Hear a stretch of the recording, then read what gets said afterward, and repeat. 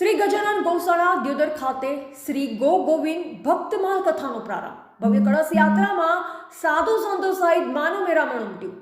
શ્રી ગજાનન ગૌ સેવા આશ્રમ ખાતે પરમ સદરે ગૌઋષિ સ્વામી શ્રી દત્તસણાનંદજી મહારાજ શ્રી ગોધામ મહાતીર્થ પથમેળાની પાવન પ્રેરણાથી દ્યોદર ખાતે તારીખ 9 થી 15 જાન્યુઆરી સુધી શ્રી હરિભક્તિ મહોત્સવનું આયોજન કરવામાં આવ્યું છે, જેમાં આજે દ્યોદર નગરે મહાદેવ મંદિરથી તુલસી કળશ યાત્રા સાથે પોદયાત્રા નીકળી।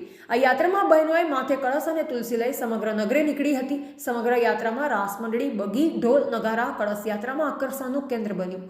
આ યાત્રા શ્રી ગજાનન ગૌશાળા ખાતે પહોંચી જ્યાં ભવ્ય સ્વાગત કરી શ્રી મુકુંદ મહારાજ તેમજ સંતોએ ગાયોનું પૂજન કર્યું। આ સાથે શ્રી ગોવિંદ ભક્તમાલ કથાનો પ્રારંભ થયો। પૂજ્ય બ્રહ્મચારી શ્રી મુકુંદ પ્રકાશજી મહારાજ વ્યાસપીઠ પરથી કથાનું રસપાન કરાવી રહ્યા છે। કથાના પ્રથમ દિવસે વારાણસીના વૈદિક વિપ્રો દ્વારા શ્રી કામધેનુ મહાઆરતીનું ભવ્ય આયોજન કરવામાં આવ્યું। આ પ્રસંગે શ્રીપતિ ધામથી શ્રી ગોવિંદ વલ્લમદાસજી મહારાજ, ગૌધામ પદમેળાથી બળદેવદાસજી મહારાજ, નંદ બાબાજી મહારાજ, સેવાદાસજી મહારાજ સહિત મોટી સંખ્યામાં ધર્મપ્રેમી જનતા મોટી સંખ્યામાં ઉપસ્થિત રહી।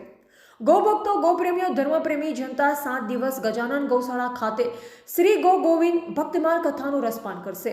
બ્યુરો રિપોર્ટ અનુપ ઠાકોર, ક્ષત્રિય જ્યોત ન્યૂઝ, દિયોદર।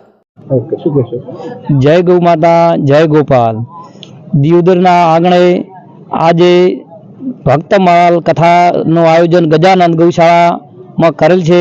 ए निमित्ते शोभा यात्रा सवारे 10 वागे शिव मंदिर थी दियोदर बजार में निकले, ते बदल अमने मुख्य यजमान तरीके नो मुख्य यजमान तरीके नो लाभ मळ्यो।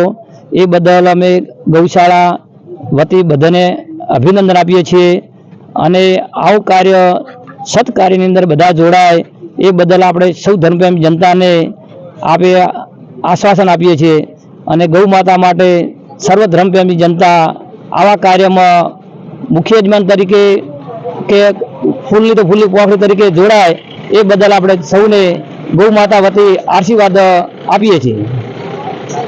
ગજાનન ગૌશાળામાં આજે કામધેનુ હરિભક્તિ મહોત્સવનું सुंदर आयोजन थયેલ છે।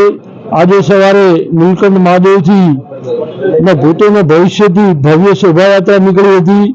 હજારોની સંખ્યામાં લોકોએ ભાગ લીધો હતો અને કામધેનુ ગૌ મહોત્સવમાં આજે પથમેળાથી પધારેલ શ્રી બ્રહ્મચારી બાલ મુકુંદજી મહારાજના વ્યાસપીઠ ઉપર આજે કથાનું રસપાન કરવામાં આવ્યું છે અને દિયોદર ગૌશાળાના લાભાર્થે આ કથાનું સુંદર આયોજન કરેલ છે। આજે પ્રથમ દિવસે હજારોની મેદનીમાં સંખ્યા ઉમટી હતી। લોકો બહુ ભક્તો વધાર્યા હતા અને અહીં 5 થી 10 તારીખ સુધી અંબાજીથી પધારેલ પંડિતો દ્વારા 10 દિવસ સુંદર યજ્ઞનું આયોજન છે।